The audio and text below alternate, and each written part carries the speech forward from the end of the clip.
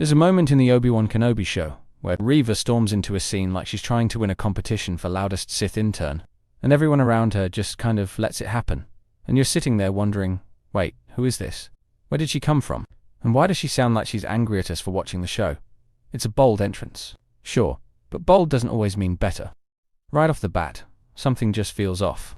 She's surrounded by Vader, Obi-Wan, the Grand Inquisitor, all these dark and layered characters with years of baggage and lore behind them. And then there's Reva, barging in like she missed rehearsal, but still wants the lead role.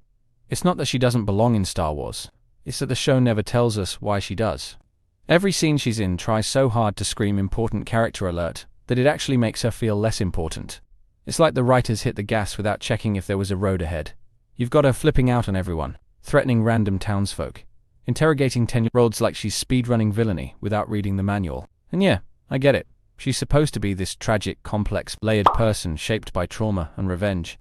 But when all we see for 3 episodes is her shouting and scheming like a Saturday morning cartoon villain, the impact kind of fizzles.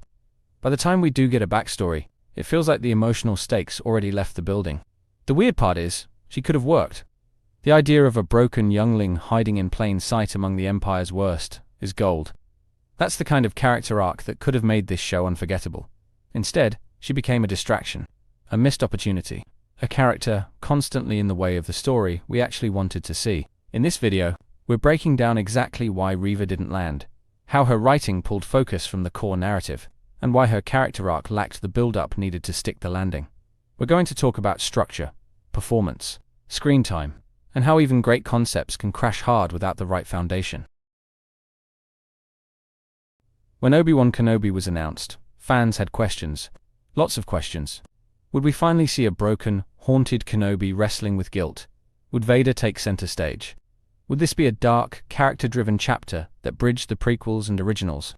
And right in the middle of that curiosity storm came a name almost no one expected, Reva. A brand new character, never mentioned before, never hinted at in canon, suddenly slotted in between 2 of the most iconic characters in Star Wars history. That's a bold move, and on paper, introducing someone fresh into a familiar world could have been the smartest choice the show made. But then you watch the show, and it hits you. Something feels off. From the moment Reva walks on screen, she doesn't feel like a product of the galaxy she's in. She feels dropped in from another series entirely. She's angry, intense, and completely out of sync with the tone around her. It's not that bold new characters are bad. Star Wars thrives on them. From Ahsoka to Cassian to Cal Kestis. New characters have reshaped the galaxy in surprising ways. But they worked because they earned their place. Their presence felt organic. Their roles were built with care and conflict. Reva's introduction didn't feel earned. It felt forced, as if the writers were daring us to like her before giving us a single reason why we should. And that's where the intrigue ends. Because instead of building curiosity, the show left us confused about who she was and why she mattered at all. Right from the jump, Reva acts like a chaotic whirlwind of unchecked rage, and not the cool Vader kind. More like the kid on the playground who kicks sand in your face because they didn't get picked first. She threatens civilians, disrespects her superior officers, and seems to think yelling louder will unlock more screen time. It's not just that she's aggressive, it's that she's cartoonishly aggressive. To the point where you start wondering if she's trying to get fired from the Empire on purpose. She mouths off to the Grand Inquisitor, swings her saber around like she's cosplaying, and constantly announces her anger like it's a LinkedIn skill. And let's talk about that rooftop chase scene with Leia, because, wow. If you ever wanted to see someone trained in the dark side struggle to catch a 10-year-old running like she's late for recess, that was your moment. It's not suspenseful, it's just awkward. And instead of making Reva terrifying, it makes her look completely ineffective. And that's where it gets sad. Because Reva's story could have worked. It really could have. A youngling who survived Order 66, twisted by trauma, desperate for revenge. That's a compelling setup. It has weight, it has pain, and in better hands. It could have been tragic and powerful, but instead of showing us that journey, the show hides it, buries it under layers of mystery, and reveals it far too late. So by the time we actually understand Reva's pain, we've already spent 4 episodes watching her storm around like an edgy action figure. There's a moment where she breaks down, where she reveals what Vader did to her and her friends, and it should be heartbreaking. It should reframe everything we've seen so far. But it doesn't, because the show never laid the emotional groundwork, and the moment feels like a rushed apology for poor writing. You can see the performance trying to reach something real, but there's just no support underneath it. No scenes of vulnerability, no moments of quiet reflection, just constant posturing until suddenly she's not angry anymore, just wounded. It's jarring. And not in a good way. Reva didn't fail because her story was weak. She failed because the show never gave her story a real chance to breathe, to resonate, to become something tragic. And by the time they tried to fix that, the emotional damage had already been done, both for her character and for the audience trying to care. And yet, here's the thing. There are flashes of brilliance buried in the mess. Tiny sparks where you can see what they were going for. Reva standing in front of Vader, eyes trembling, trying to strike down the man who ruined her life. That's not nothing. That's a moment. The problem is that it's surrounded by confusion. But if you strip away the noise, there's something kind of amazing about a former Jedi child turned Inquisitor who secretly wants to kill the monster she serves. That's the kind of layered storytelling Star Wars can do well, when it commits. There's even a wild beauty to the idea that her hatred for Vader and her loyalty to the Empire are all part of the same wound. She doesn't know how to heal, so she turns inward, striking out, climbing ranks, hoping that vengeance will fill the hole left by childhood horror. In another version of this show, Reva might have been a fan favorite, someone we root for, even as she spirals, like Ventress before her, or even Kylo Ren at his best. The potential was there, and every now and then you catch a glimpse of it, like a shadow just out of reach. It makes you sit back and go, wow, if they had just committed to her arc earlier, if they had trusted the story instead of hiding it behind forced drama, this character could have been one of the boldest things Star Wars had done in years, instead of one of the most frustrating. But maybe there's still time for redemption. Star Wars has a weird habit of salvaging broken characters years later. We've seen it happen before: Boba Fett, Maul, even Anakin himself.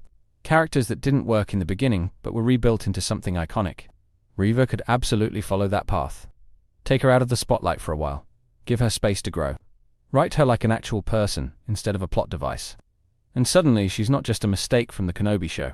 She's a survivor, a fighter, someone who still has a story to tell. You could send her on a redemption arc. Show her grappling with what she did, how close she came to becoming the thing she hated.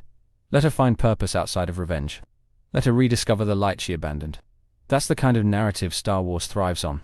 Even her connection to Leia could be something meaningful in hindsight. A strange full-circle moment that inspires her to be better, to break the cycle instead of continuing it. There's still so much potential buried in the wreckage of her debut. All it needs is care and patience. Because at the end of the day, Star Wars isn't about who you were, it's about who you choose to become next.